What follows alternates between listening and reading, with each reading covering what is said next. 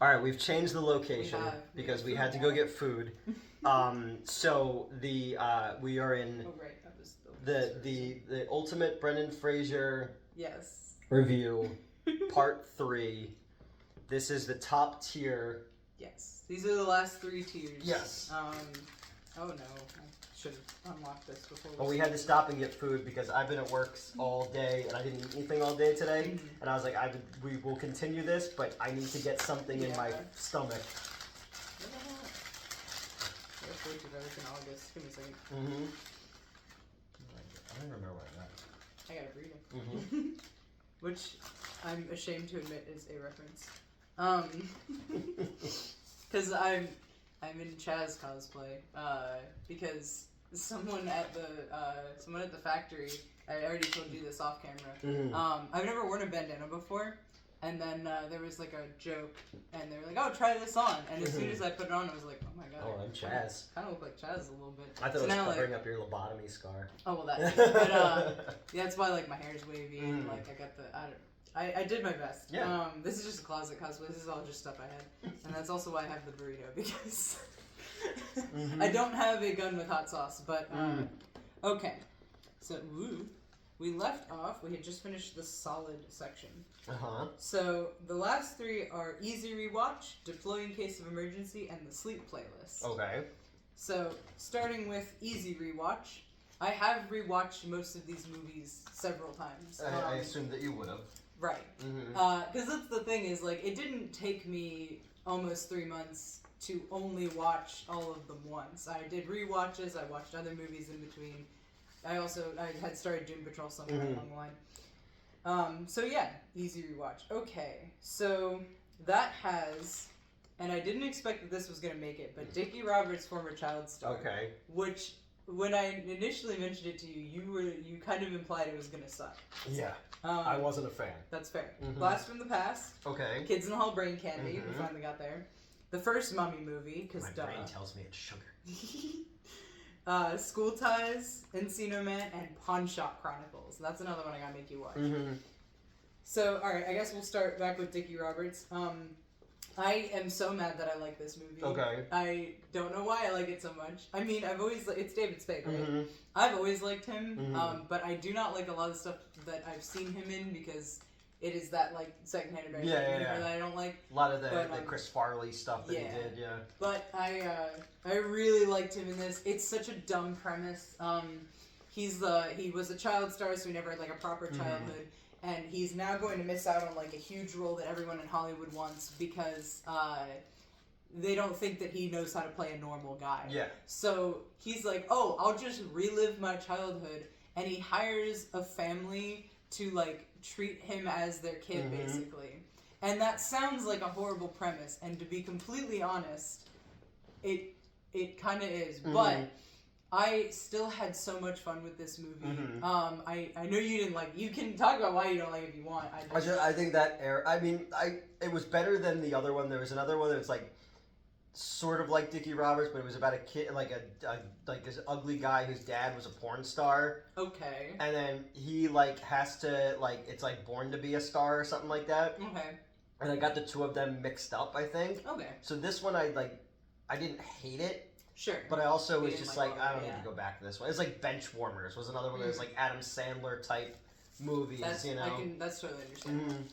I don't know, I think I found it charming because I like both the idea of reliving a childhood when you have had yours kind of taken away by trauma or by being a child star, so trauma. Which we both know about, right? The child star part. That's what I meant, yeah. But, so, like, I like that concept, but I also like that it was, like, gently realistic, where it was, like, that you can't do that. Yeah. Realistically, your childhood has been your childhood.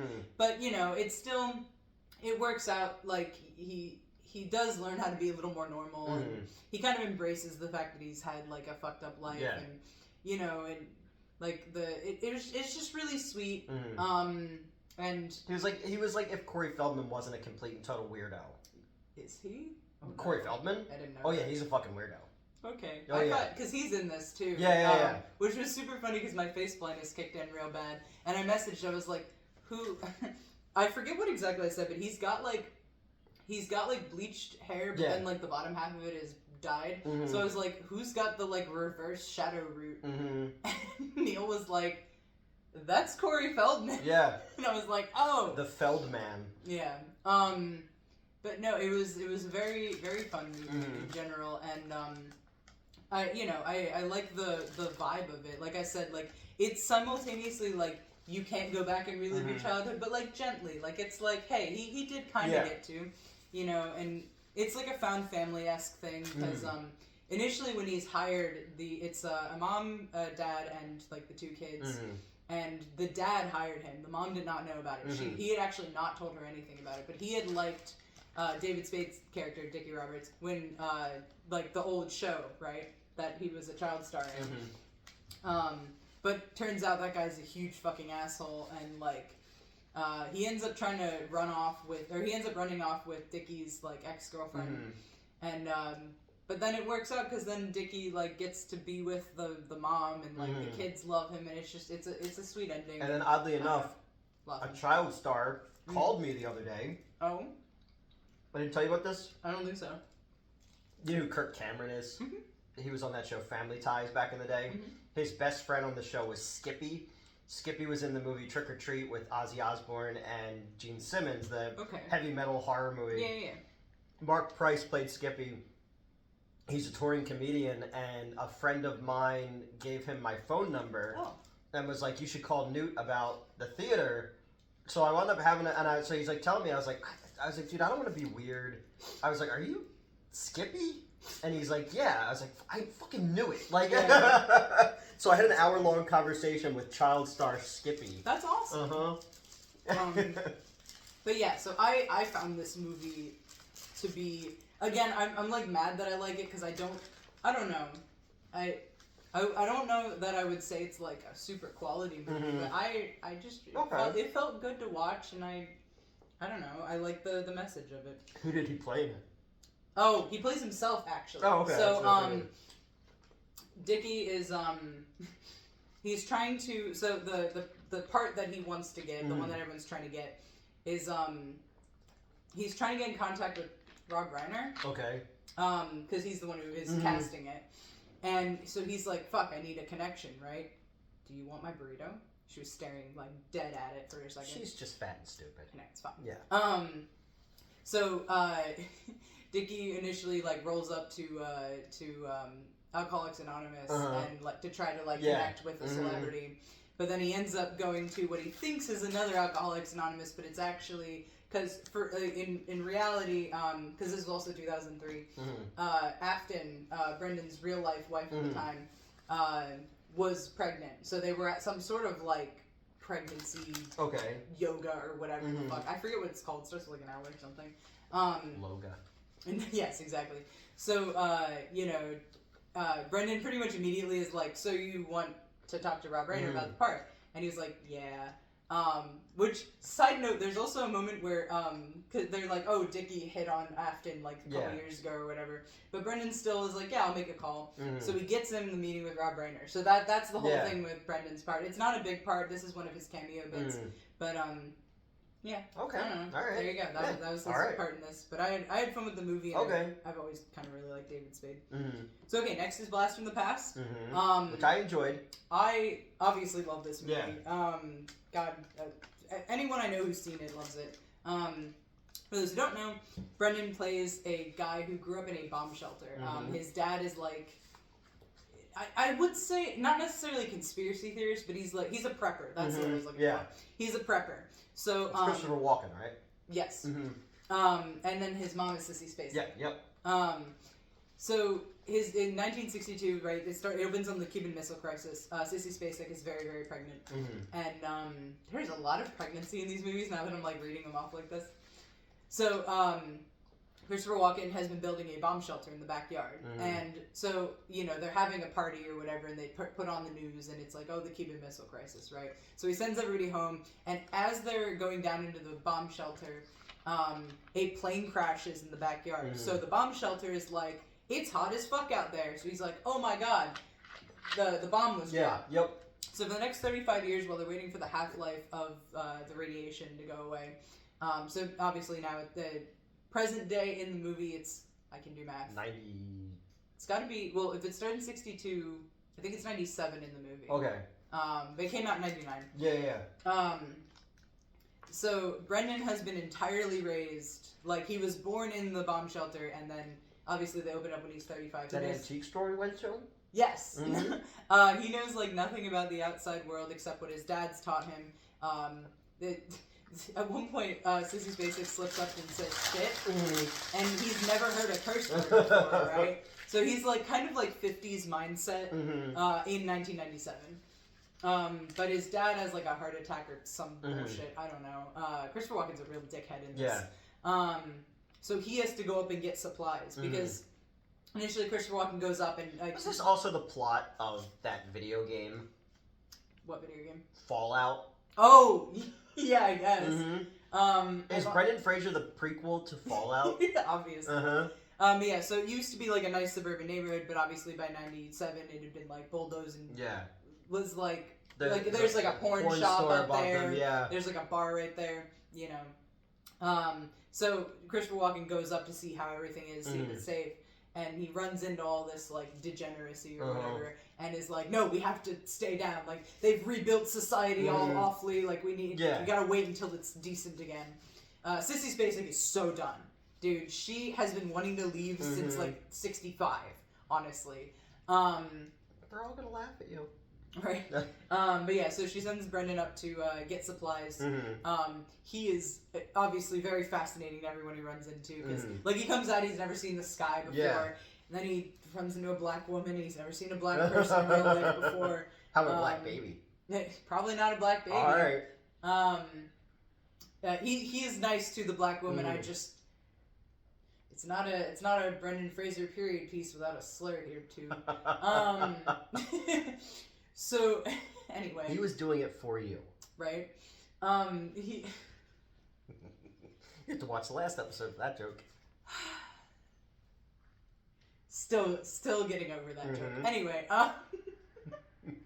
so he ends up because he's got all these baseball cards, like he's got all this stuff that's like pristine from '62, obviously. And he's like trying to get some more money for supplies and whatnot. He runs into Alicia Silverstone. Who plays Eve. His name is Adam.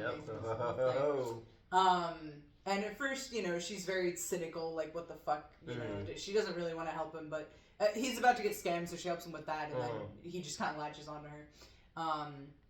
And she ends up like it's a romance story, you know. Ultimately, like. He's like, hey, help me find a wife. And she's like, well, I can get you laid. And he's like, well, okay, what about, you know. So then she's looking to help him find a girlfriend. But then, she's falling for him. She's got this gay best friend who's super fun. And yeah, it's just, it's I liked it when I saw it. Movie. I feel like it's really good. If you haven't seen it, I recommend it. Like I said, it's a love story. And then ultimately they do bring his parents to the surface and reveal to them that the world never. The world did not. That would suck. Yeah. Well, it's the thing is, the ending implies that Christopher Walken's like, sure, okay, you know, because at first he's like, well, yeah, that's crazy, okay, but then you see him measuring the backyard with his steps to like probably build another shelter or whatever. But the mom's super happy, which is good. Thank God. She's like, you know, she's happy to see the you know, the sky and experience fresh air again and all that. So it's a really, really solid movie. It's a bubblegummy movie from the 90s. I really enjoyed it when I saw it in the theater. Yep. Okay. All right. Next. Okay. Oh, next is Kids in the Hall, Brain Candy. I love this movie. He's in it for 2 scenes. Yes. Probably grand total of like a minute. But I love this movie. Yes. Oh my god! So I've never seen anything Kids in the Hall prior. Really? To this. Okay. I vaguely knew the vibe, kind of. I was like, it's similar to Whitest Kids, you know, I guess. Yeah. Like, kind of a little Monty Python-esque. Yeah. You know. But Canadian. So I was like, I kind of get the vibe here, but let's see what this is about. Oh my god, I love this movie so incredible. Much. So I saw this, I might have talked about this before. I saw this movie in '97 when I had my reconstructive jaw surgery. Okay. I hurt myself because I couldn't laugh. And I wanted to laugh so badly because this is one of the funniest movies I had ever seen. There's just so many lines in this movie that I quote constantly. Yeah. As I was watching it, I was like, Newt said that. You know what I mean? Jesus Christ, I think we got it. Who are you? Just a guy? Yeah. I love this movie so much that I asked Gerald to find me, like, all the episodes of Kids in the Hall. Oh, yeah. I mean, it was on for a long time. Yeah. Buddy Cole was a great one. Lana and I always talk about Bruce McCullough, the Terrier song, and then These Are the Daves I Know. No, it was incredible. And then, there's just so many fucking good lines in the movie. Like, Cancer Boy. The premise is like, oh man, I don't even. A pharmaceutical company. Yeah, pharmaceutical company trying to, like, they'd recently hit success with a previous drug, so they're trying to make another success, and it gives worms to ex-girlfriends. Can it also give worms to ex-boyfriends? What? It gives worms to ex-girlfriends. They're trying to get another big hit, so they make. They end up formulating a What was drug. the name of the Stummies? Yeah, Stummies. Yeah. Was and I remember that very vividly because I had a friend of benefits for a while who had Crohn's, and he would always say, like, stummy when he was talking about his stomach. He'd say his stomach hurt. So I ended up picking that up for a little while. I've dropped it since I don't say it anymore because people look at me like I'm insane when I say it, but like. Yeah, so when the name popped up, I was like, stummies. Or are we on that? Oh, that thing you just mentioned right now? Or we're on top of that, Don? Oh my god, yes. You guys ever gonna get the big table in here? I might have to go out and cut the fucking tree down myself. Every line in this is one of my senior quotes in high school in the yearbook is "My empire is crumbling." That's awesome. Oh my god, but yeah, They make a pill that makes you relive your happiest memory, but it ends up causing them to like get trapped, go into a coma. Yeah, they're basically stuck in their happy memory forever.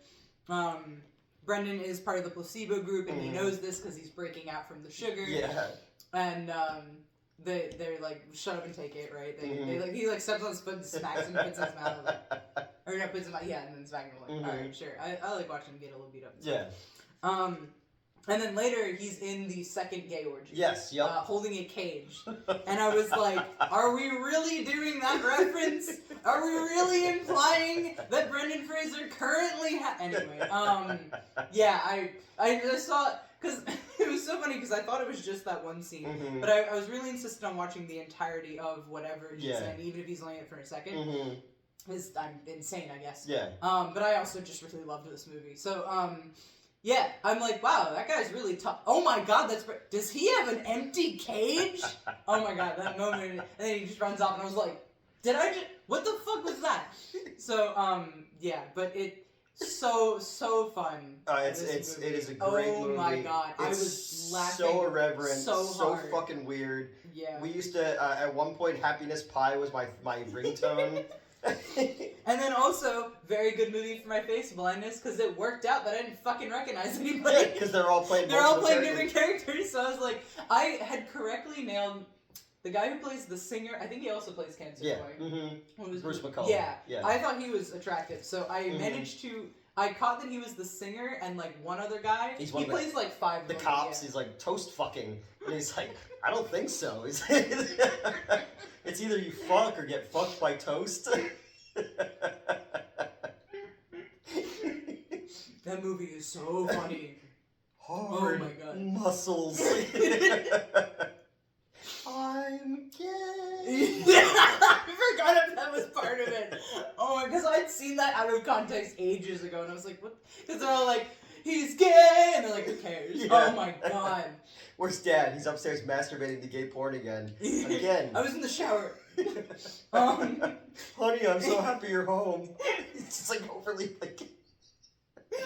No, that movie is so funny. Not tonight. No secrets. We're in our sailor suits. Mrs. Herdecure, her son comes to visit with his kids. Yeah, they're like, for 10 seconds. Yeah, they come in, grab the presents, and leave. And she's like in the prostitute. How's Dad? He's dead. Yeah. The one lady just gets stuck in like her dancing to Funky Town. Yeah. God, I have to watch this again. It's one of the funniest movies. Because I've already rewatched it a few times, but like, fuck, I need to watch it again. That was so good. There's just so many lines in that movie that my buddy and I used to quote to each other, like, "I'm an elephant rider" when they're in that bar. Oh, it's so good. But Happiness Pie, I loved, yeah, Don, I offer you these things. But he's like, you head scratch, Lakers tickets, nothing? Okay. I wrote down what he offered him. Oh my god, what the fuck? When I watch these, I mentioned a couple of times that I'm doing like a running commentary. It's a text commentary. Yeah. Because it's late at night and I don't want to wake up my roommate. But, so it's great because that means I can read some of this shit back. Jesus Christ, hold on. What do I even... Cancer Boy, when he becomes a singer, the album is called Fields of Apathy. Yeah. I just saw, this isn't Kids in the Hall. Brendan doesn't have a cage. I don't know what I'm talking about there. I just searched cage to try to find it. Yeah, what's the cage held by a surprisingly tall man for? Oh shit, that's Brendan! Oh god. Fucking at the road stop. Oh yeah, I don't remember if this is an exact quote or just I would have killed myself if it weren't for you. Can I have an autograph? Yeah. Ghetto children. Apparently their lives are horrible. That was supposed to be.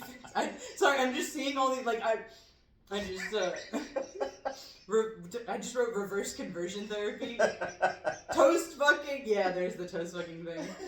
Well, actually, that was your husband's idea. Oh my god. Do you like my new outfit? Oh, was that the handcuffs are necessary? I think so. Yeah. Wiggle us out. Oh my god, that whole fucking. Life is short. You're not a plate of croissants? And soon you'll fucking die. There I am. I'm so bad with faces. Oh, I was delighted that everyone was really short, because I like short guys. It's made from monkey cum. Yes.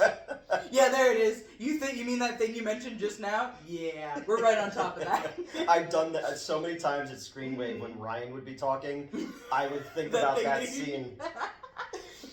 Oh my god. But yeah, Kids in the Hall Brain Candy, if you've never seen it. Kids in the Hall in general had some of the most incredible skits ever.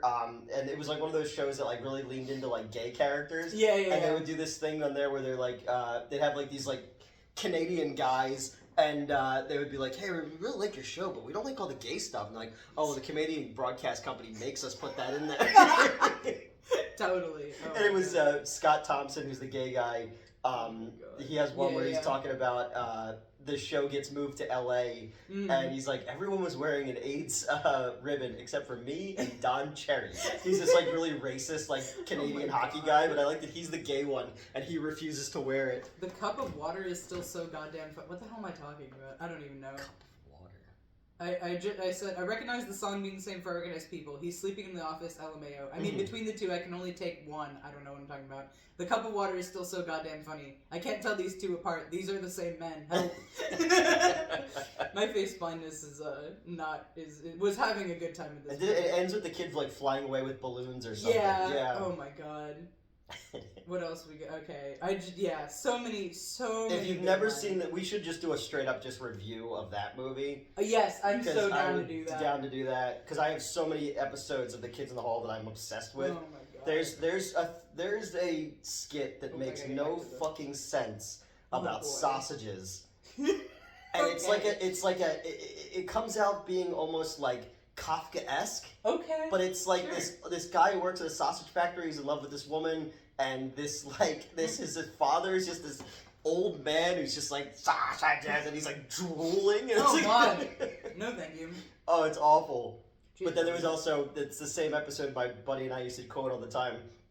There's a guy, and he's wearing rollerblades. It was when rollerblades became really popular, and he meets this girl, and he like has all this confidence in the world. His life's been changed since learning how to rollerblade, and it's like each day that you rollerblade is your Valentine's Day. But he's like, "What's your name?" And he's like, "Gunther." What was your name before rollerblading? He goes, "Shh, maybe one day." That's awesome. Yeah, no, I'm gonna go home and watch this again. Oh, it's so good. This movie is so good. All right, what's up next? Oh, next is The Mummy. Okay. Of course, 1999. Everyone knows this one. My sexual preference is the cast of the 1999 movie. Which, I mean, you got Brendan Fraser, you got Rachel Weisz, you got Arnold Vosloo, you got Arnold Vosloo, yeah. Oh my god. Yeah. We know this. The old British guy in the desert, he's super hot. Yeah, that's yeah, I mean, come on. I guess I can summarize this. Sorry. Was it Imhotep, right? Yeah, Imhotep.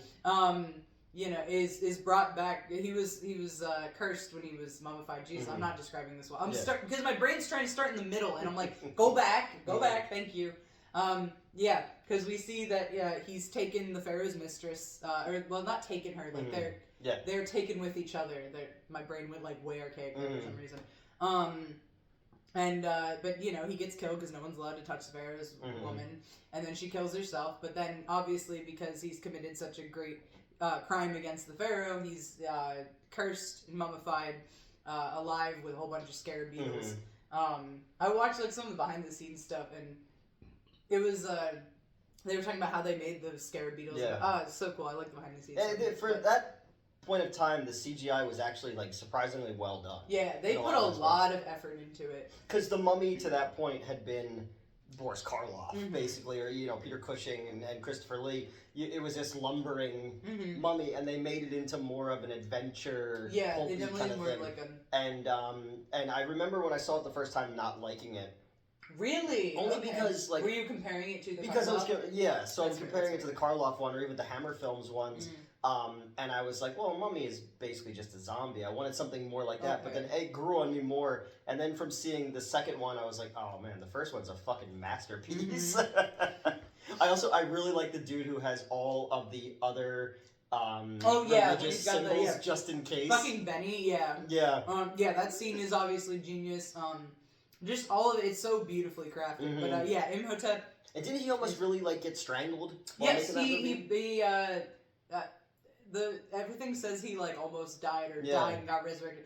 The way he describes it, so there's the scene at the beginning where he's getting hanged, and they obviously had a stunt double for most of it, but for the close-up scenes they had to actually and it was a mixture of like they pulled it up a little higher and like he lost his footing and he did actually like get choked and black out for a minute. So yeah, there's that which I ended up finding a screenshot of like the close up of him being hanged. I was like, damn, now that I know that he's like about to pass out, I can't decide if I still like this screenshot or not. Or if I like it more or not. You know, I was just mixed feelings. Michael Hutchinson. Right, but David Carradine it. Yeah. Yeah. Oh wait, sorry, we were talking about auto asphyxiation last night, I think. But no, the Mummy is great. The Mummy's one. I think that's probably his most famous. Yes, definitely. Imhotep gets brought back, and then he obviously tries to bring back the lady whose name I'm blanking on. Sexy gold. It's not Nefertiti. That's the second movie. What the fuck am I thinking of?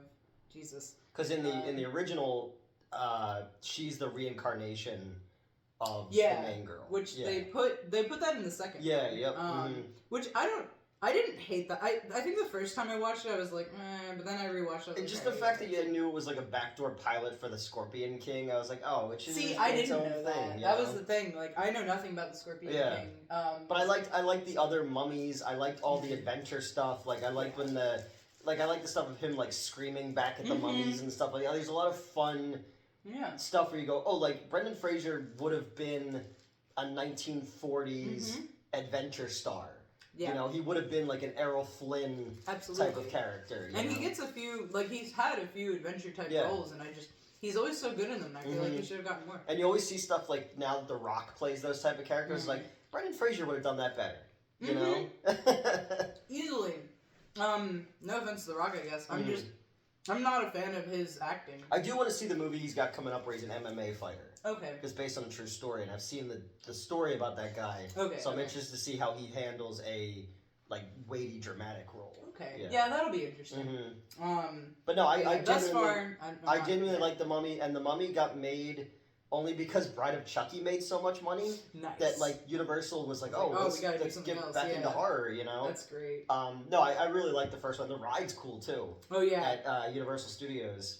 I saw the cast going through the ride. I saw like a screenshot of that. Yeah. That was cute. But yeah. I like the scene in the library. Yes. I just retweet something about that setup. Oh, did you? They had to like do it in one take, obviously, but like hold on. And she is so ridiculously hot. Oh my god. That's why if you the meme of like you know bisexual awakening or my sexual preference is the cast of the Mummy. Yeah. Okay. What did I? Oh yeah, I also retweeted. I'm still bitter about Firefly. Yeah. Brendan Fraiser. I mean, I would have loved to have seen that. Now that I've seen this picture, look what they took from me. Look what they took. Well, and you would have gotten Michael Keaton as Batman again. Yeah.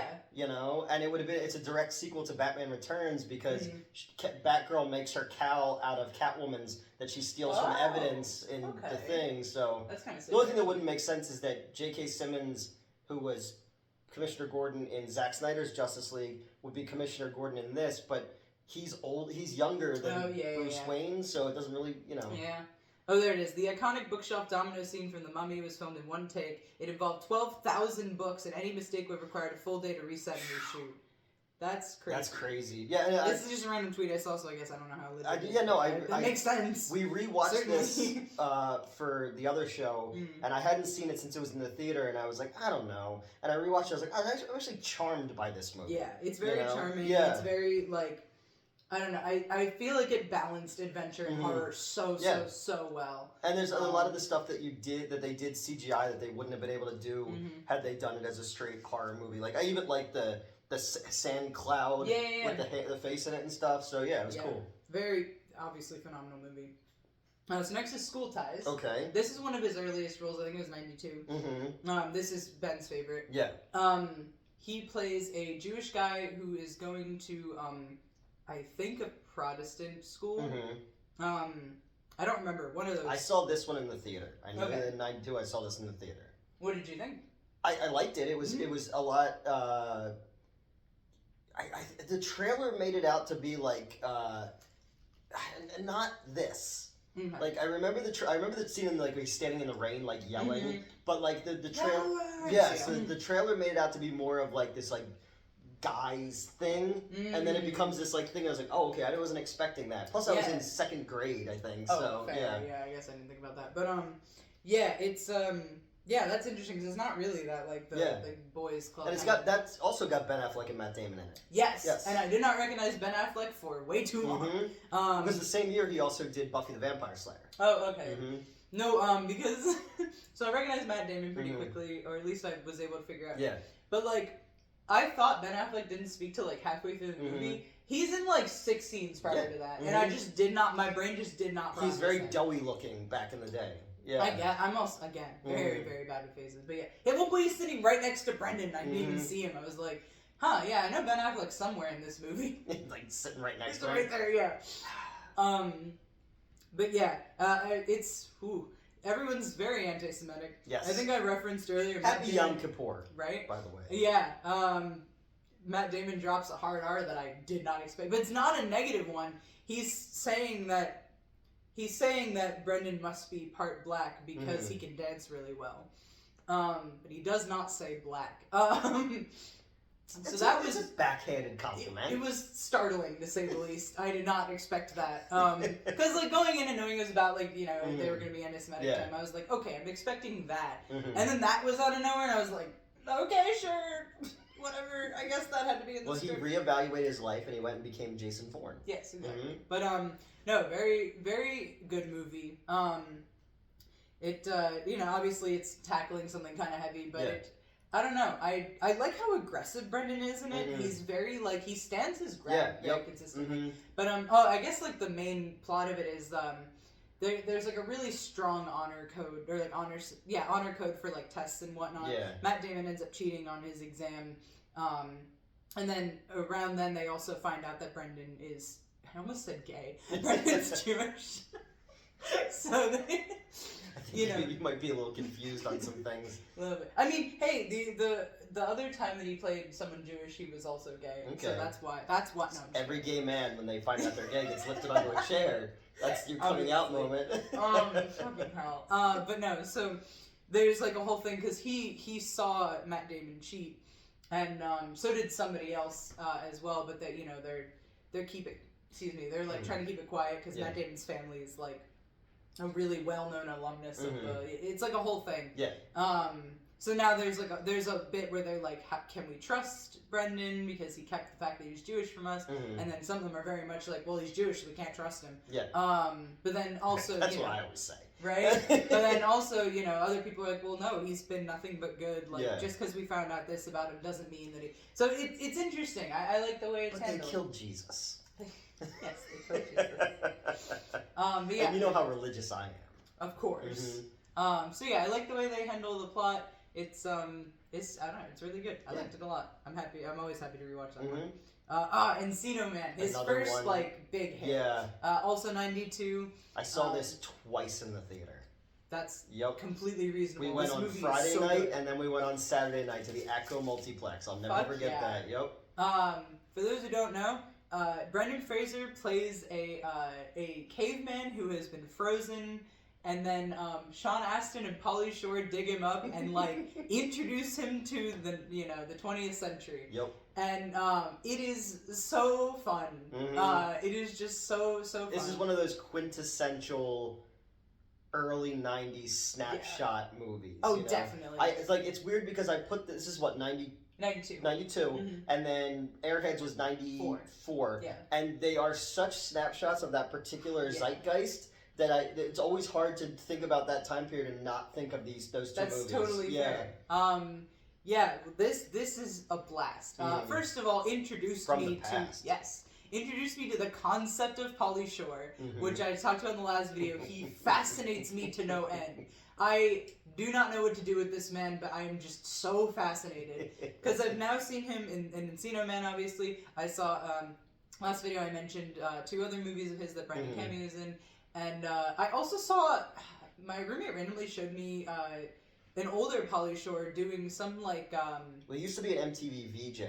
Okay. Yeah, he did a movie called Phantom of the Mall, Eric's Revenge. Okay. This was like a sketch of something, like a mini, like a short or something. Well, he did, and he played, he did a... not Gene Simmons, Richard Simmons thing not too long ago as well, where he played Richard Simmons, so... Cool. Yeah. But yeah, he fascinates me to no end. The way he speaks, because I definitely, my first watch, I was like, does he always talk like that? Yeah. The answer is yes. Yep. Are you kidding me? That's the coolest thing I've ever heard. So yeah, he fascinates Sean me. Astin. Yeah, who plays such a dickhead in this. I love Sean Astin. For those who don't know the Mets lore, I met him. He is actually the first celebrity that I've ever met at a convention, or I guess ever, really. Yeah. I was like 17, I think, and I think it was, oh god, I think I remember the cosplay I was in too. But I had gone to this convention with my boyfriend at the time, and I was really hopped up on caffeine, which I don't need. I still don't really need caffeine most of the time. But I had, for some reason, I guess my boyfriend had bought me a coffee or something because he was a sweetheart. Yeah. And so I was, already... And then I was going to meet Sean Astin, and I'm clearly hyperventilating and all that. So he takes my hand, and I literally blacked out. Like, I passed out for a split second, and, like, I caught myself, and I was good. Like, it was just for a second, but yeah, I fucking passed out meeting Sean Astin. That's the funniest fucking thing. But, he was so sweet when I met him. Just a very sweet man. But he's the head of the Screen Actors Guild. Yes, I heard. I'm so excited about that. That's so cool. And his dad's still alive. That's good. Yeah. Well, his dad's the original Gomez Adams. Okay. You probably told me that before. Yeah. That sounds familiar. But, yeah. And he was the not Riddler on the 60s TV show. Like, Frank Gorshin left for a while, so they brought in his dad to be, like, the not Riddler. Okay, gotcha. But, yeah. Sean Astin is such a dick in this. He's, like, really obsessed with the idea. Like, he doesn't want to leave high school without making an impression, basically.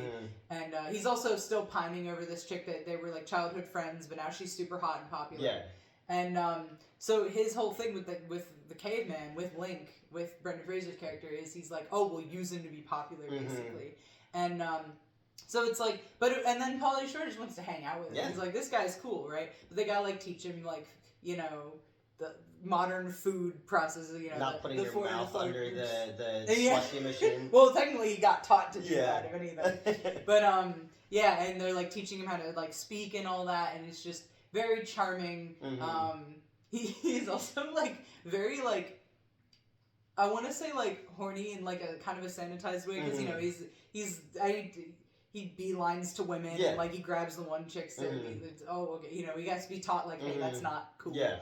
But yeah, it's so charming and so fun, and I love everybody in it, and it's just, also there's a GIF that became a meme from it that I did not know was from this, so the first time I watched it I was like, oh my god, it's the one, I don't remember the actor's name, but like Sean Astin looks over at the chick he's into and he's kind of like, hey, and she's like, hey, and then her boyfriend just comes over and is like, whatever the fuck that meme is, I was like, oh my god, it's a fucking, but yeah, great movie. The Asian actor who's in it was Short Round in Indiana Jones. Yes. He was also in The Goonies with Sean Astin, but he and Brendan Fraser won the Oscars the same year. So I saw pictures of, because you know they're in like the same position too, because he ends up joining the computer club and all that, and it's such a fun movie. But it's just funny to think that two actors in Encino Man would go on to win Oscars. But also, I also note this movie as, this sounds weird, but as a criticism against The Mummy 3. Because I said this the first video, because Brendan is so good at, like, he conveys so much. He does not speak much in this movie. Yeah. What he does say, he's mostly just kind of repeating, like, taking what Pauly Shore says and trying to, you know, express in his own way. But, like, he's half not speaking, half Pauly Shore speak. And, like, he sells the hell out of it. Like, when he has the moment where he realizes that he's a caveman, and, like, that's super emotional. Like, you really feel it, and it's just, he is such a good actor, and you don't need to give him excessive dialogue. He can just do it. Yeah, well, The Mummy 3 came out, unfortunately, in that Marvel era of movies. But no, Encino Man's great. It's one that I'll revisit Encino Man every so often. And again, we saw it 2 nights in a row because we were like, oh, you got to see this movie. Yeah, it's so good. I think, I can't remember if this or The Mummy was the first one that I saw of this whole endeavor. I explained this in the first. This was the first time though that I remember him being like, "Oh, he's a big star. Like everybody likes him now." You know. That's why I like this one, George of the Jungle, and The Mummy are like the 3 from the '90s at least that like really hit it out of the park for him. So phenomenal movie, love it. Okay, and then the last one in the easy rewatch section is Pawn Shop Chronicles. Okay. The synopsis mentions like a few characters, and one of the like groups of characters is, this is another one where we follow multiple characters and it all comes together at the end. But this movie is batshit insane. Okay. So it mentions, one of the groups of characters it mentions is some meth addicted white supremacists. Okay. And before I started watching this, I prayed to whatever fucking God may be out there that Brendan Fraser was not a meth-addicted white supremacist. And you know what? There has to be something, because he's not, thank God. He is, however, an Elvis impersonator. Alright. So, off the bat, those are 2 of the sets of characters we interact with. And then, this movie, I want to make you watch this so bad. We'll watch this one. You've said a lot of good things about it. It is so fucking funny. Similar to Kids in the Hall, where every line, I was dying laughing. What year was this? 2013-ish maybe? 2013? Okay. It might be a little later than that. Okay. But, man, now I can't remember. It's somewhere in that era. It's like a little after 2010. Yeah. But it is so fucked up and so funny, and I don't even know why it's called Pawn Shop. I guess you go into I guess we do come back to the pawn shop a lot, but like, yeah, because you have the pawn shop owner and like the guy who hangs out there. Yeah. You've got Brendan as the Elvis impersonator and his girlfriend. You've got fucking Elijah Wood plays the creepiest motherfucker. Creepier than him is Kevin in... Probably. Oh, okay. Yes. In Sin City? I haven't seen Sin City. Oh, really? He's He's weird in this. He's real weird. You might. He's real weird in this. You might not like him in Sin City. Really? Oh yeah. What is it? Well, no. You actually, you know what? You might like him in Sin City. Oh no. Because he's awkward and he's a cannibal murderer for the church. Okay, maybe I like him. He's similar vibes. Okay. But weird. He's very weird in this. And then why am I blanking on his name?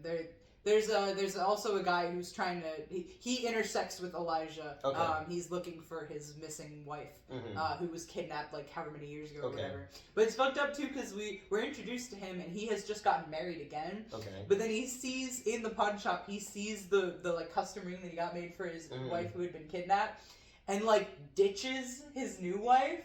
And she knows nothing about any of this. She doesn't know he was married before. Yeah. He like is like, take the car. I'm gonna fuck off now. It's, oh my god, it's insane. Norman Reedus is in this. Okay. He, you never see his face. He plays the meth dealer, like the guy who makes the meth. Fucking who else is in this? Oh my god, it's so fucking funny. Alright, I'm gonna watch this one. Yeah, I'm not gonna spoil anything because I just need to. Did I already tell you about the one conversation with the meth addicted white supremacists? No. Okay. Okay. Alright, we're gonna watch that one. That movie is so fun. Okay. I immediately made, like, I watched it the first time, and then I made everyone in my life, like, in immediate vicinity, who has not watched it, watch it with me, like, the same day. Like, I was literally like, we're watching this again. Alright. Okay, so that's easy rewatch. So now we're in the last two tiers, and we have a combined 5 movies and 1 TV show. Okay. So this tier is Deploy in Case of Emergency. This has Journey to the Center of the Earth. Okay. Inkheart and Still Breathing. Okay. The name of this tier is like if I'm not in a very good mood. To put it on, yeah. Yeah. We'll start with Journey to the Center of the Earth. So Journey to the Center of the Earth and Inkheart are the other 2 movies I mentioned from 2008 that came out the same year as The Mummy 3. That obviously I consider these like top tier movies.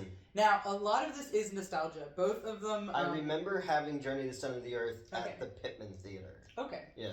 But I never saw it. Okay. Yeah. I love it, obviously. But didn't they do another one that had like The Rock in it? Yes. So there is a sequel to Journey to the Center of the Earth. It's something about Atlantis. They were like replace him with The Rock, and I will not watch it. Okay. Same with George of the Jungle sequel. They replaced Brendan Fraiser. I'm not watching it. Yeah. Which apparently in the George of the Jungle sequel they have the new George like reference it. Oh. Because he's like the studio didn't want to pay Brendan Fraser basically. I can't talk Brendan Fraser.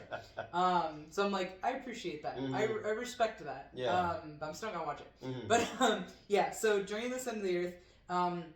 I was obsessed with that book as a kid. Not in a Vernian way. Not in the. Do you know the concept of the Vernians? Yes. Okay. Yeah. I wasn't sure because it's told in the movie, but it's obviously a real life. Yeah. Okay. Just want to make sure. But I wasn't obsessed with it like that because I was like a child. But in general, a lot of the stuff I read as a kid that I was really obsessed with, a lot of like, I can go into this world or like I can be taken. Yeah. I wanted to escape. Shocking, right? So the idea of being able to hide in the middle of the earth sounded amazing. Yeah. The movie doesn't follow the book plot, but Brendan Fraser is a college professor who is keeping up, like his brother was a Vernian who went looking for the center of the earth and disappeared 10 years ago. But how can the earth have a center if it's flat? Look. Obviously, during the center of the earth takes place in an alternate universe. Oh, okay, alright. Because the earth is only 6,000 years old. Oh my god. People and dinosaurs live in I forgot about my burrito. I know. Sorry, we're talking about movies I really enjoy, so I don't care about food. But okay, so his brother went missing 10 years ago looking for the center of the earth. And he still has some, like, I want to call them satellites, but they're not. They're, like, they're things that are, like, hey, we're detecting something. I think it's, like, seismic activity or whatever. So they're trying to shut this down because the university's like, bro, it's been 10 years. You used to have, like, 25 of those things, and I got 3. So... Did the university really say bro? No. Let me get you a plate. Here, let me get you a... Yeah. Here, go ahead, keep talking. Okay. I mean, honestly, the guy, the other professor or whatever who tells him, like, would say bro. I don't think he does, but, like, it's that vibe a little bit where he's like, come on, man. Yeah, sorry, I'm just gonna have to get back to this burrito. So, Alright, so at the same time, we're good. Brendan's sister-in-law, so his brother's name is Max, the one who disappeared. So Max's wife drops off their son, Sean, which I wanted to make I made the Heavy Rain reference so many times, because at one point they, like, are calling for him a lot, and Heavy Rain in this video game, at one point you can press X and it'll yell, like, your character will yell out Sean, and you used to be able to glitch it, so you could just do that for the rest of the game. Anyway, so, drop Sean off with Brendan, whose name is Trevor Anderson. He is a huge fucking nerd, obviously, because he's a college professor, but, like, he's a nerd and I love it. And initially they're like, okay, this is gonna be awkward, because, like, the Sean doesn't give a shit about Trevor. Yeah. He's like, whatever, man. But then they, at the same time, Max's wife gives Trevor this box of, like, Max's old things, and they end up looking at the book, and they go to his university, and Sean sees that there's a fourth, like, satellite thing active. Again, I don't remember what they're called, but we're gonna say satellite or beacon or something. And Brendan realizes that the numbers that those beacons are giving off are exactly the same as when Max disappeared. So they're like, well, shit, let's go, like, see if we can find him, basically. So they end up in Reykjavik, and, I guess they end up in a different part of Iceland. But yeah, they, and they find, because they were trying to connect with, this other, like, scientist who was studying this stuff, but he is passed, but his daughter, like, owns the place now, I guess, and she happens to be like a mountain guide, like a hiking, so they get her to take them to, like, the satellite that just started going on. They end up getting trapped like in a cave, like a cave's behind them, and they end up going down a mine shaft, and essentially they end up finding the center of the earth. And, it's just a fun adventure movie. They do find, like, evidence that, not just the center of the earth itself, but they also find evidence that Max was there. I believe they find his body as well. So there's, like, this touching moment where Trevor's reading out Max's diary to Sean, because it's, like, his third birthday or whatever. Because he's 13 in the movie, so Max disappeared when he was 3. And, then Trevor and the mountain guide end up falling in love, and they have to, but they also have to escape. Like, there's, because the center of the earth obviously I guess the temperatures fluctuate a lot with, like, earthquakes and whatnot, so I closed it all the way. Yeah, I don't know what you were trying to do there. So they have to escape now that they've gotten down there. So they end up, like, getting shot out of a volcanic tunnel in, like, a T-Rex skull, and they land in Italy, and it's very sweet. But yeah, very fun. Like, they have, like, like, Trevor and Sean get to bond. Obviously, there's a little bit of the romance. It's an adventure thing. But yeah, I obviously loved it because I loved the book as a kid, and then I liked I liked how they told it. All right. Inkheart is another book I was obsessed with as a kid. This is more of a direct retelling, or, like, movie version of the book. It's the premise of that is so Brendan plays a character who can read characters out of stories, or, like, things out of stories. Like, when he reads aloud, what he reads aloud comes to life. But it does have a catch, like, it exchanges something. So, like, if I was sitting here reading something aloud and I read someone out of a book, you might go in, for example, or Elvira could. I mean, that'd be awesome, right? And so when Maggie is his daughter, not Maggie, Maggie. When she was, like, real small, he was reading to her, not knowing he had this power, and accidentally read out some, like, bad guys from a book called Inkheart, and read his wife into it. So he's been searching for this book ever since, trying to find it so that he can read her out of it again. And, but at the same time, the bad guy's been going around destroying every copy that they can find. Maggie doesn't know what happened to her mom, because I guess how are you going to explain that? And obviously he hasn't read aloud in how long. But, they end up intersecting with the bad guys. They end up having to find the author of the book. It's just a very cool, like, I love the premise in general. What year was this? Both those were 2008. Came out. The book was originally, oh god, it might be long before that. I don't I remember the concept of this movie, but I don't remember it being in theaters. I don't know. Yeah. But yeah, I loved the book as a kid. I felt like this was a really good like telling of it. Also, Brendan has done the audiobook for the sequel, Ink Spell. So I have to listen to that at some point. But yeah, it's I really love both of these movies, and either of them partially because of the nostalgia factor, and also just again kind of like a feel good vibe. Yeah. You put them on anytime you're not doing well.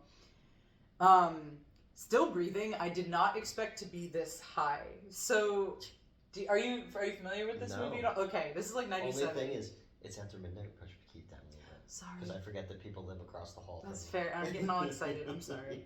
So Still Breathing is like 97, 98, depending on the source. It is very much a romance movie. It's like a fate thing. That's why I didn't think it was going to be this high, because I don't generally like romance movies. It's a very like slow movie too, which I actually really enjoy. It feels like I'm relaxing into it a little bit. The premise is that Brendan Fraser and his like entire family, they dream about the woman they're going to marry, and then they have to like go find her. Yeah. So he dreams about oh my god, I'm blanking on the actress's name, but he dreams about this woman. He goes to California and finds her. She's very jaded and bitter. You know, she gave up on love a long time ago. And currently she's like a con woman. So she meets with guys like through, it's like a setup thing. I don't know. And like she basically tricks them all into like buying her own painting for like an obscene amount of money. And then she scares them off so that they don't, you know. She's got like this whole like fucked up like AIDS thing, like because we see her close the one guy. She gets him to buy the painting for like $14,000 or whatever, and then like he comes over to her house at one point, and she's like, "Oh, can you get me some aspirin? Like it's in the bathroom, it's in my bedroom or whatever." And like she has like a bedpan out and like little pamphlets about AIDS and like just pill bottles over, and like it's believable. Like you're like, oh my god, like she, you know, because then of course he doesn't want to have sex with her anymore, so he runs, right? Makes up something about his house being broken into. So initially when they meet, he obviously, Brendan is looking for her. His name is Fletcher McBracken in this, and I find that so fascinating. That is such a strange name. Fletcher McBracken? Yes, he is from Texas, San Antonio. I did not know that Texas could be this beautiful. Oh yeah, San Antonio is nice. I've never... And Austin as well. If I've been to Texas, it was a long time ago, and I wasn't in that area, I guess. So, but it's beautiful, and like, he's really close with his grandmother too. Like their whole interactions are very sweet, and like so he plays a street performer. He's like he's a puppeteer. But yeah, so he goes out there to find her, and she thinks she's set up with a guy from Texas, and she doesn't know his name, and so she ends up meeting up with Fletcher instead of the guy. Yeah. So she's trying to con him, thinking he like owns a bunch of businesses or something. I don't remember what the hell they said the other guy did. And you know, obviously he's like, oh, this is the love of my life. And you know, he convinces her to like go back to Texas with him for a little bit. She figures out that he's not who she thought he was, but then it's a very sweet movie in general, because you know he's very accepting of her as a person, and like she eventually gives in, is like, okay, maybe I can believe in love. It's like so goddamn sappy, and like something that you would think I would hate. And I just love it. I love the scenery. I love like the sound design's really good too. Like everyone's line delivery. Who's the actress in it? I'm blanking on her name. Let me get a better picture. Okay. Hang on a second. But hold on. Still breathe. Oh yeah, he's like a little bit insane too, in like a way that I really enjoy. Because prior to like, once he dreams her, and also beforehand, he's trying to recreate her as a collage. So he's like cutting pictures out of like magazines, like pasting them together. And eyes and... Yeah, it literally. But even before he dreamt about her, he was like cutting pictures of women out and like pasting them on his wall. Like the way you have your movie poster, his walls are just covered in like women cut out of magazines. That's weird. It's so fucking insane. Joanna Going, her. I don't know who that This is also the strangest poster. Yeah. He's like just. What else was she in? I have no idea. I've never seen her before. Yeah, I don't know that name. Yeah, this is what. Look at that background. That is nothing but women cut out of magazines. There's a movie called The Day After Halloween. Has nothing to do with Halloween, and it's about this photographer who like is obsessed with this woman and like covers every inch of his like house in this pictures of this woman. It's really creepy. It's that vibe, but it's not creepy for some reason. Like, he shows when he makes the collages of her prior to going to seeing her. He shows everybody, and they're like, "Oh, cool." And like react like this is normal. Like I think one of his friends kind of teases him about it, but like, you know, like he shows it to his grandmother, and she's like, "Oh, this is lovely," you know. And then he shows it to like his fellow performer friends, and they're like, "Hey man, this is the one." To be fair, they are street performers. Yeah, but it's just like I'm like, why is everyone acting like this is a very normal thing to do? But yeah, okay, she's 62. God damn. Oh wow. She has been in Wyatt Earp. Okay, she was in Phantoms. Yeah. Okay. Kingdom. Affleck was the bomb in Phantoms, yo. Okay. Dark Shadows. I don't know. Yeah, I wasn't familiar with her prior to this, but I like her line delivery. I like the way she speaks. Yeah. But yeah, it's such a like vaguely weird movie, but it's like mostly like a relaxed romance. Yeah. Like when I say it's a very slow movie, like it doesn't feel too long. A lot of 90s like romantic comedies were like that though. It's a very gentle movie. Okay. And so I'll put it on if I'm not feeling too great. It's just comforting, you know. It's also nice to think that someone can accept me the way I am, and it's just a very sweet movie. But so that. All right, so we're into the final tier. Okay, the final tier is my sleep playlist. Okay. And obviously we have Airheads, right?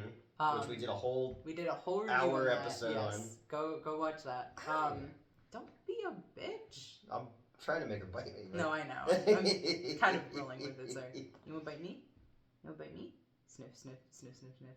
Sniff, sniff. No, I don't get bitten? Aww. She's rubbed her head on it. Oh, there we go. Asshole. You might actually bite me. Yeah, she might actually bite you. Anyway, so Airheads, we did a whole video, a whole thing on. I could probably talk for another hour about it. I won't right now. But so when I say that I've watched it every single day since, I'm still doing that. It is partially because it's on my sleep playlist, so I think technically speaking, I've fallen asleep to it. Okay. More than but I'm also I have insomnia, so I've also just finished watching it. Yeah. Okay, and the other two things on this, I'll go for. I don't know which one I want to talk about first. Okay. The Passion of Darkly Noon. Okay. I have referenced this several times throughout all these videos. This movie did something to me. It feels like someone took pieces of my brain and put them into a movie. With a few exceptions here and there. Yeah. Like, again, I mentioned Brendan's super religious in this, and I'm not. The premise of this is Brendan Fraiser plays Darkly Noon. He is... I don't want to say an escaped cultist, because he still very much believes in it. Okay. But if essentially his cult got Waco'd. Okay. Oh, jeez. You know, the townspeople rolled up and, like, killed everybody. He got away somehow.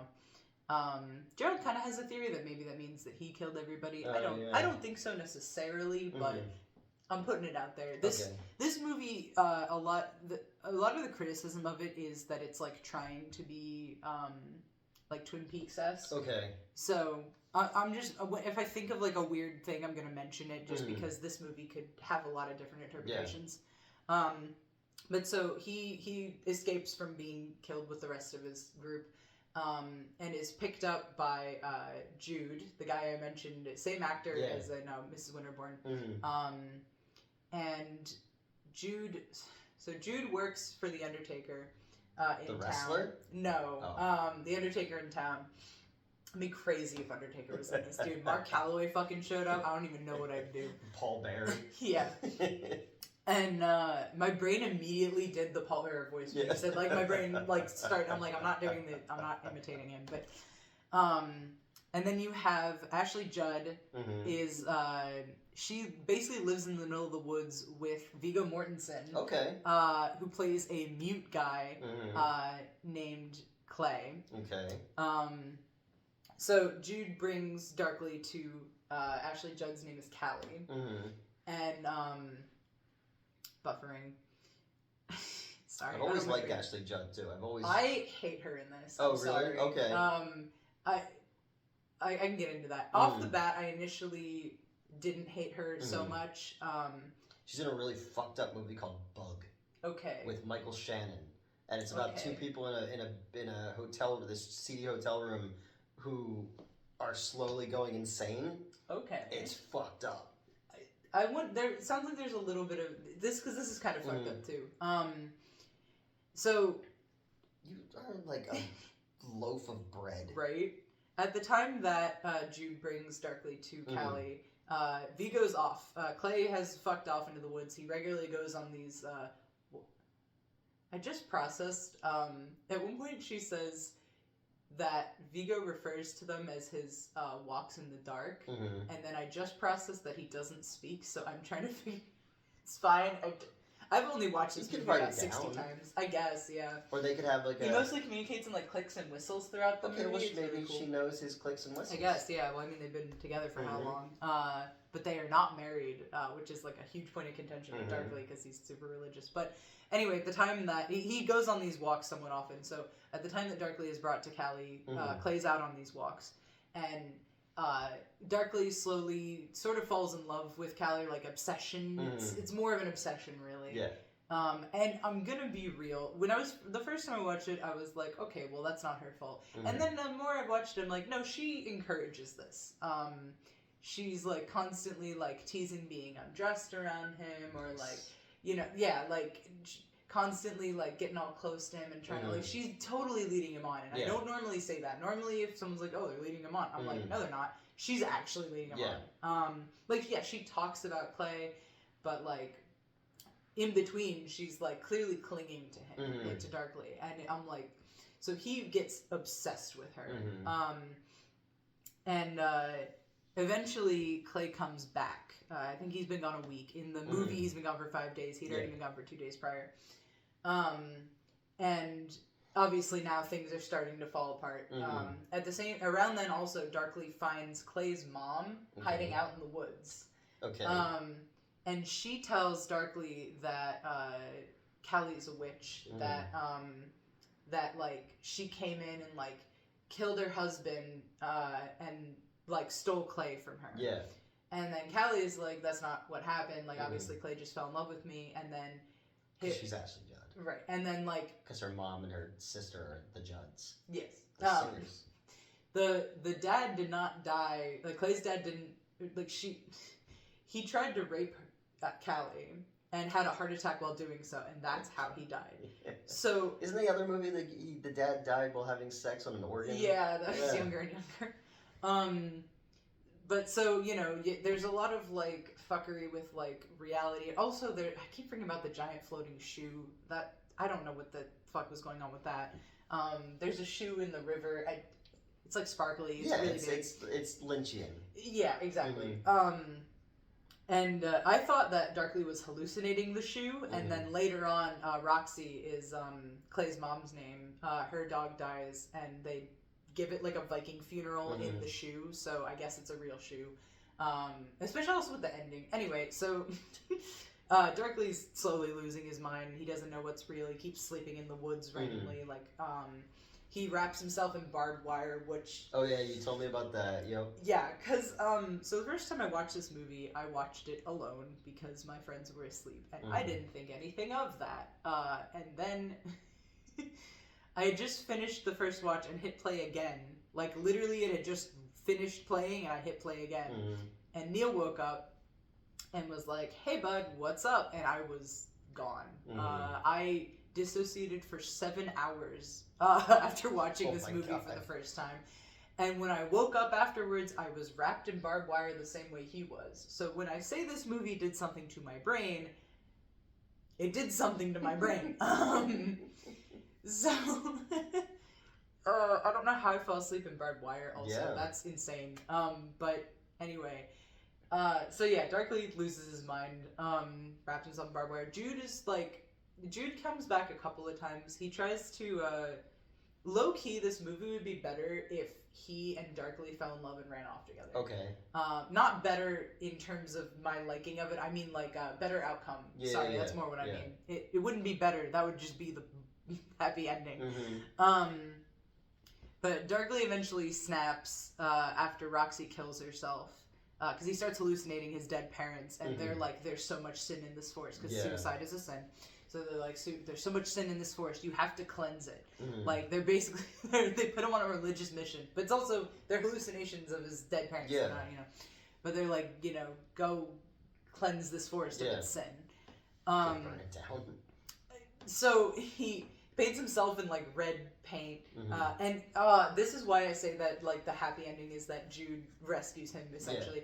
Because the night that he does this, that he snaps, he and Jude were supposed to escape and, like, leave the forest. Yeah. Which, also, the way they talk about the forest, like, I have a theory that it's purgatory. Okay. Yeah, it's kind of the vibe I'm getting. Yeah. It's there's a lot of, like, fun stuff you can pick apart from this movie. But so, Darkly snaps and paints himself red, goes back to the buffering. He goes back to Callie's house, and he's got so Clay is like a woodworker. He builds the coffins, which is why we interact with Jude and the Undertaker a couple times. Side note: Lou Myers is the Undertaker. He is so interesting. Okay. The way he talks, it just sells the purgatory thing for me entirely. He's just such an interesting man. Okay. But yeah, so.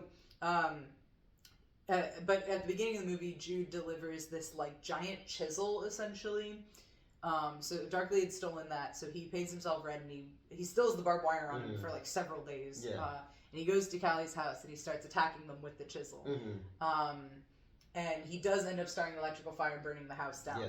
But, and Jude ended up coming in and shooting him. I think I've seen that part. Okay. Because him painted and wrapped in barbed wire... That sounds familiar. Sounds familiar to me. That is a striking image. Yeah. I can imagine you've seen and, like, I might have been, like, flipping through channels and seeing it or something like that on, like, Showtime or Cinemax or whatever. Okay. Yeah. But yeah, so that Jude kills Darkly. Because in the last moment, he's literally about to kill Callie, and she's like, "I love you, Darkly," and I'm like, "No, the fuck you do." Oh, it's fine. Like I said, the first few times I watched this, I was actually like. Similar to Airheads, I was like, "Oh, this woman isn't too bad," and then I think about it, and I'm like, "No, you suck." Yeah. But yeah, so she's like, "I love you, Darkly," and he freezes, and that's enough time for Jude to come in and shoot him. And his last words are, "Who will love me now?" Which, and then I always forget because I don't care about it from here because he's dead, and I feel like that was the crux of it, the shoe thing comes back actually, so. Callie and Jude get out of the burning building. Clay's already been out. He got, like, fucked up a little bit. Yeah. Everyone's alive except for Darkly. But they're all outside.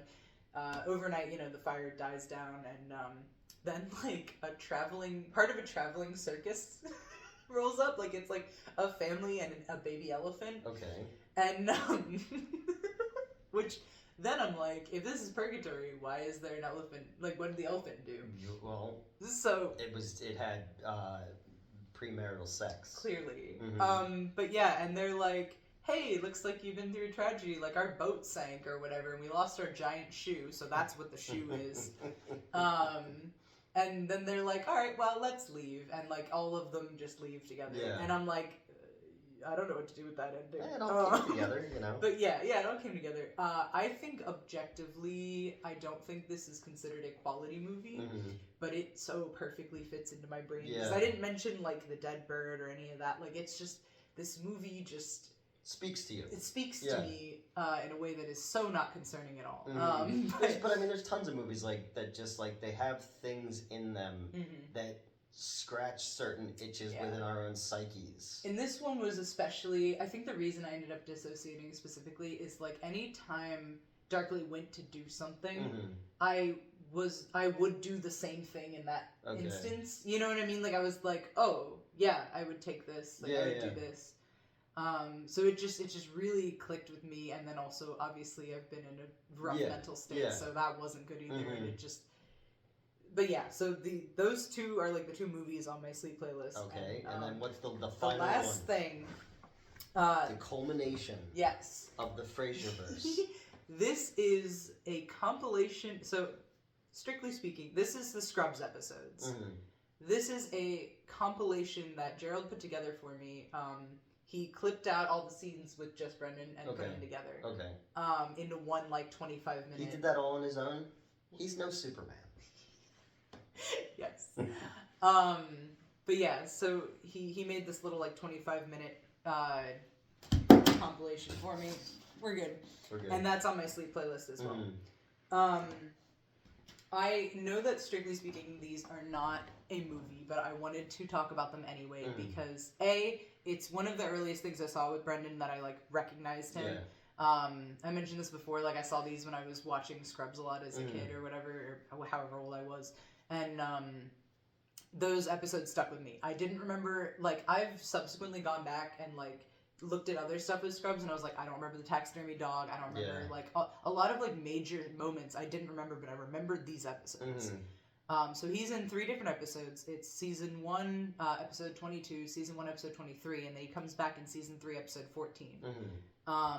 And so the first one, he's coming to just hang out with Dr. Cox. Ben Sullivan is his name in this. He is Jordan's brother.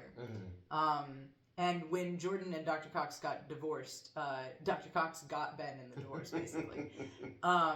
He's got this thing where he's always taking pictures with older cameras.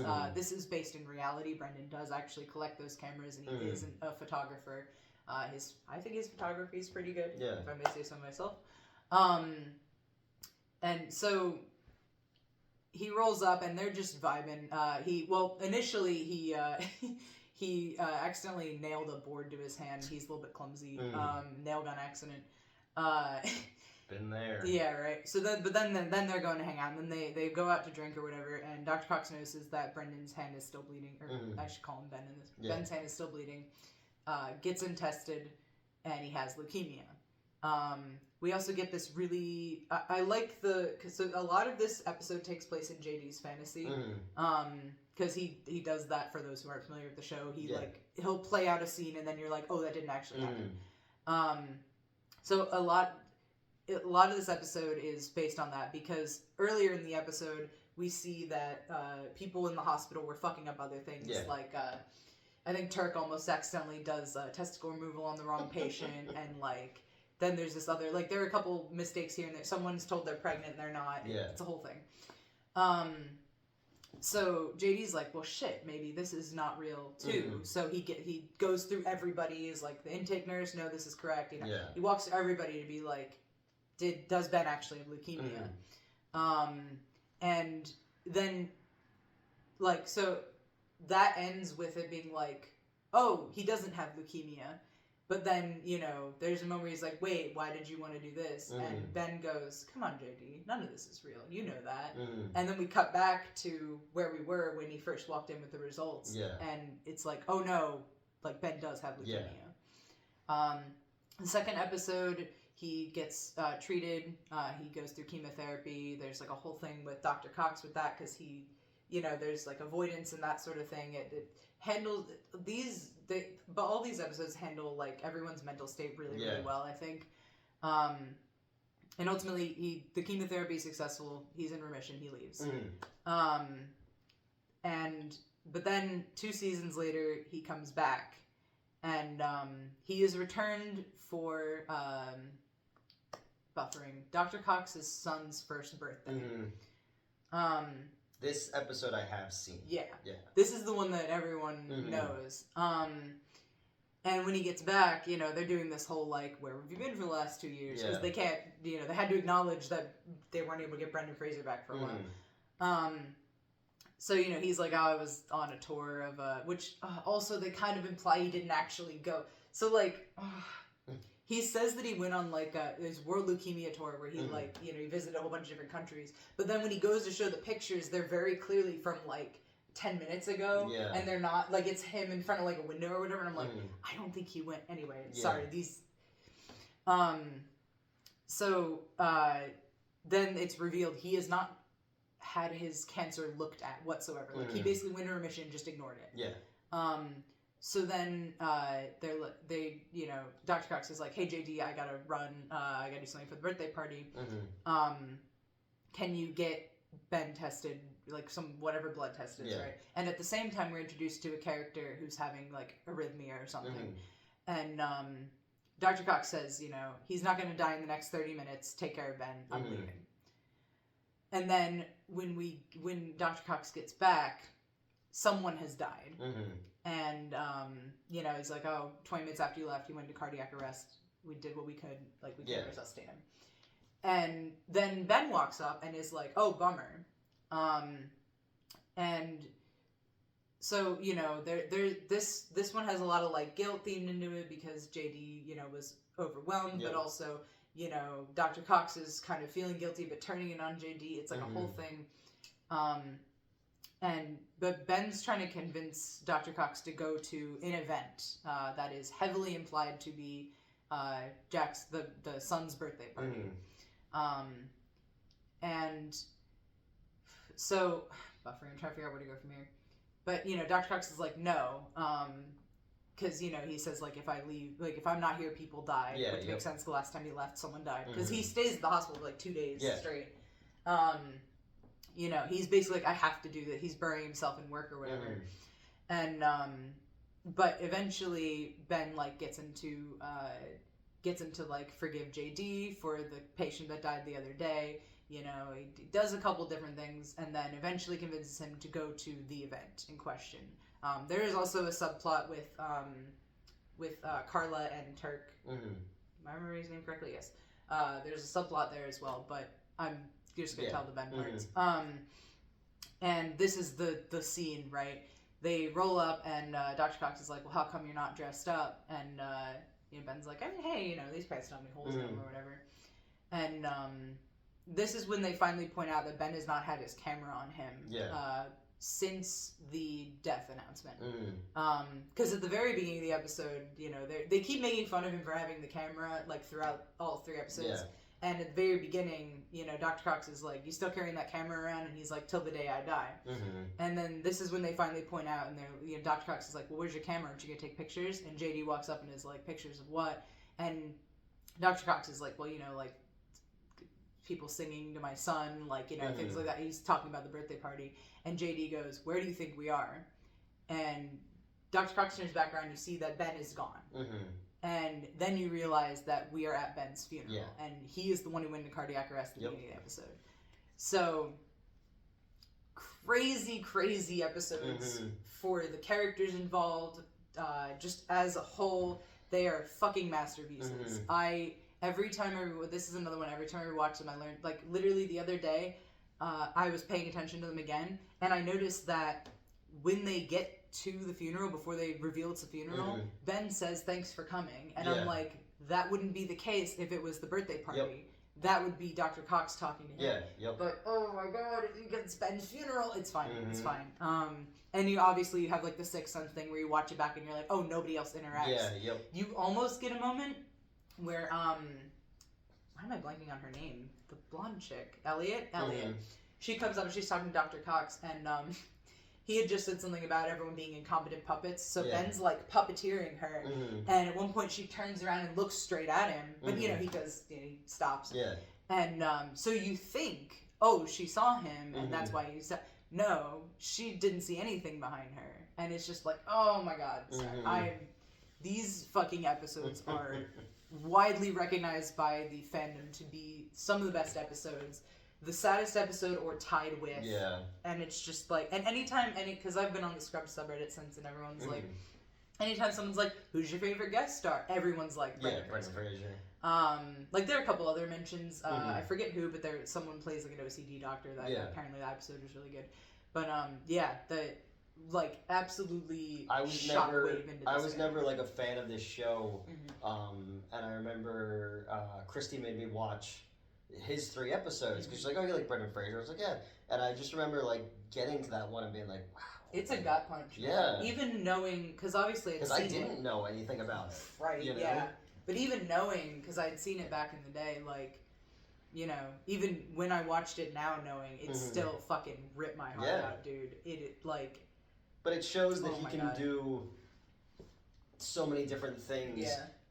And I guess that's kind of the overarching thing of all this is like he could play the comedic part, he could play the everyman part, he could play the romantic, beautiful the romantic, you know. But it's like all of these things work in this actor who I think people don't really take him seriously, but it's like, no, he can really play every facet of the human condition. And then you watch something like Scrubs, which is this silly doctor show, and you have that thing, and I'd be like, wait, are all the episodes like this? Yeah, like, right? you know? I agree. I think he is to a degree underrated. Like, I know obviously there's the Renaissance and people being like, yay, bring him back and all that, but like, I think some of that is also because he's just seems like a genuinely good dude. Yeah. Everything and he's done a little bit of everything. Yeah, he really has. Like everything I've described here, like he plays like gangsters, he plays like soft romantic types, like he's all over the map and he plays all of it so well. And like I said, even in things that are not good, he really just knocks it out of the park and like every time. And it's just so like I've never watched anything and been like he is not good in this. You know what I mean? He's always good. Again, that's why it sucks. There's performances we're never gonna see. Yeah. Like I would have, you know, especially like learning what his Batgirl character was going to be. I was like, oh, that's a cool idea. Is a dude who, you know, he only became a villain in Gotham because he got sick and they cut off his medical insurance, all that kind of stuff. Yeah. So that's relatable. When they basically he's dying and he goes, well, I'm going out in a blaze then. Right. So he's gonna burn Gotham down. You know? Oh my God, I would have loved that. Right? Because that's like the Mr. Freeze thing. Like, well, I'm only doing crimes to try to bring my wife back. Yeah. You know? Exactly. So I think that's cool. But no, I enjoyed learning more about the Brendan Fraiser verse. Good. I've enjoyed going on it. Like I said, not strictly speaking, I'm not done. I have 2 more shows to watch. I have the audio drama, and then I'm going to listen to the 2 audiobooks next time. But I would consider more or less, for the purposes of the channel, the book is closed. Yeah.